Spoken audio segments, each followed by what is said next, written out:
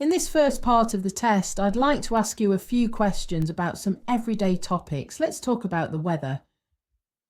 What's the weather usually like in your hometown? My hometown has a subtropical climate, so it's generally quite warm and humid all year round. We have very hot and rainy summers, especially during the typhoon season, and mild, short winters. Spring and autumn are brief, but lovely.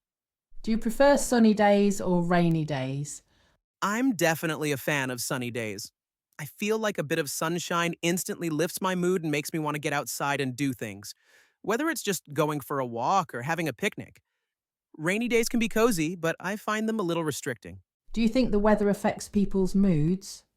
Yes, I absolutely believe it does. For many people, including myself, a sunny day can bring a sense of optimism and energy, while a long stretch of gray or rainy weather can sometimes feel a bit draining or gloomy. I think it's a very common human experience. Let's move on to the topic of public transport. Do you use public transport often? Yes, I use public transport quite often. Since I don't have a car, it's my main way of getting around. I usually take the bus or subway to work, and it's pretty convenient.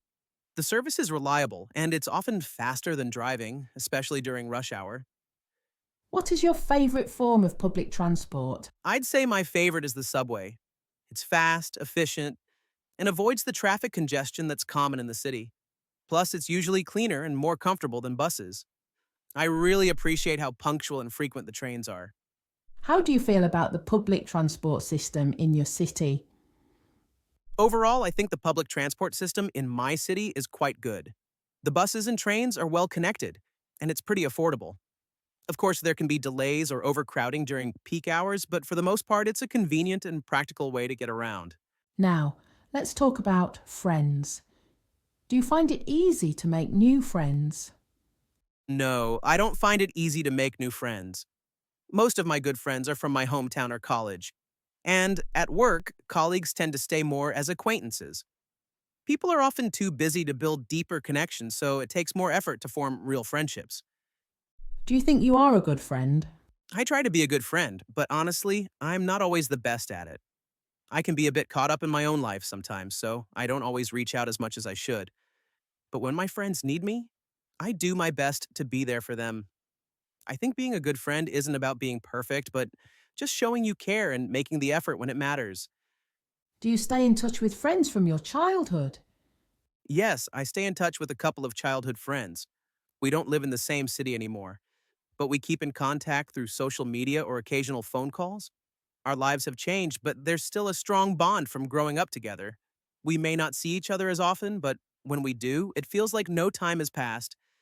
It's nice to have that kind of long lasting friendship. Okay, let's talk about sports.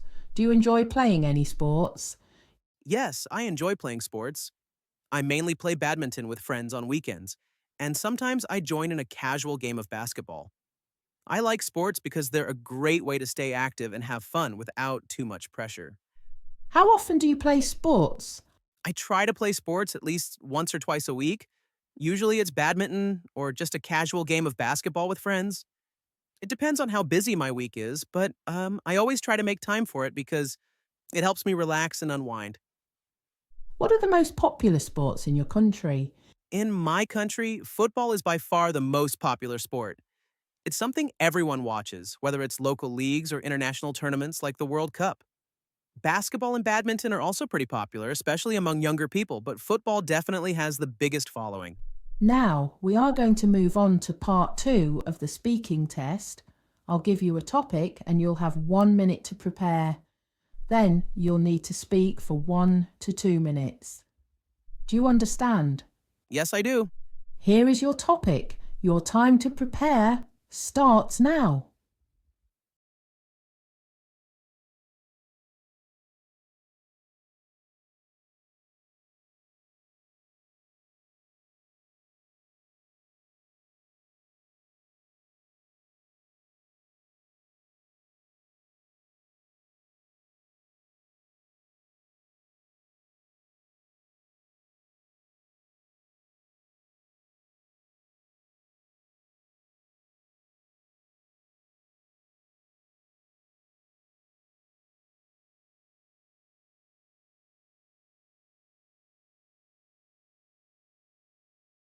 All right, your time is up. You should begin speaking now. So, I'd like to talk about a time I was late for a really important job interview. This happened about a year ago. The position was for a junior software developer at a tech company I had been following for a long time. So, I was incredibly excited about the opportunity. The interview was scheduled for 10 a.m. sharp. I had planned to leave with plenty of time, taking the metro to the city center. However, on the morning of the interview, there was an unexpected power outage that caused the entire metro line to shut down. I was already at the station, and the platform was filled with confused and frustrated commuters. Realizing I couldn't just wait, I had to find an alternative route. I ended up hailing a taxi, but traffic was gridlocked due to the metro closure. It was a stressful situation, watching the minutes tick by. When I finally arrived at the office, I was about 45 minutes late. I rushed to the reception desk, out of breath, and apologized profusely for my lateness, explaining the situation. I was worried they would just send me away, but the receptionist was understanding.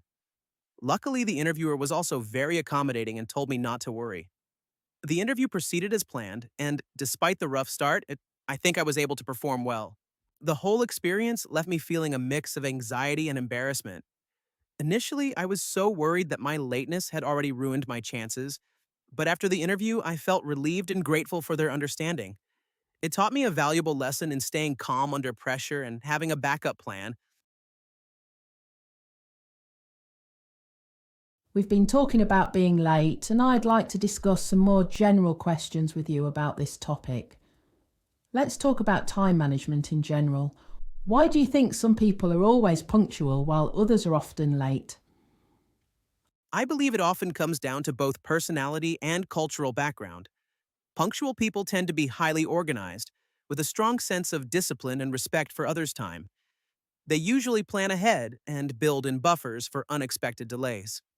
By contrast, those who are frequently late may have a more relaxed, almost polychronic view of time, where relationships or tasks matter more than the clock. For example, in some cultures, arriving half an hour late is not considered impolite, whereas in others, it's seen as unacceptable. So it's really a mix of personal habits and cultural norms. Do you think being late has a significant impact on social relationships? Yes, without a doubt.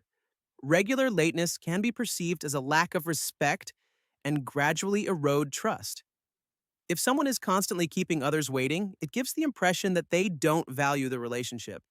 Over time, that can cause frustration and even weaken friendships. Of course, occasional delays are perfectly forgivable. We all get caught in traffic sometimes, but when it becomes a pattern, it creates unnecessary tension. In the workplace, for instance, colleagues may even start avoiding collaborations with someone who has a reputation for being late. How can modern technology help people with their time management? Modern technology has been a game changer for time management. Digital calendars and reminder apps mean people no longer need to rely on memory alone. Real time GPS and traffic updates allow us to plan journeys with much greater accuracy, reducing the risk of being late. Even simple tools like timers or focus apps can boost productivity by keeping us on track with tasks. Of course, the key is using these tools wisely. If you spend too much time scrolling on your phone, the technology actually works against you. But when used effectively, it's an incredibly powerful aid. In your opinion, what is the importance of being punctual in the workplace? Punctuality in the workplace is absolutely essential. It goes far beyond just arriving on time. It signals professionalism, reliability, and respect for colleagues' time.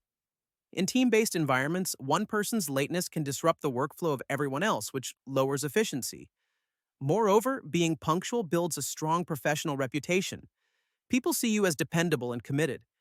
In competitive industries, those qualities can make a huge difference in career progression. So, I'd say punctuality isn't just a courtesy, it's a cornerstone of workplace success. Do you think schools should teach students about time management? Not necessarily. I don't believe time management needs to be explicitly taught as part of the school curriculum. In most cases, it's something people develop naturally through experience. If you're late to an event or miss a deadline, you quickly learn the consequences and adjust your behavior. Unless there are exceptional circumstances, say an emergency or factors beyond your control, being late usually just reflects your priorities. If something really matters to you, you'll make sure you're on time. So rather than formal lessons, I think time management is better acquired organically through personal responsibility and real life situations. Thank you very much. That is the end of the speaking test.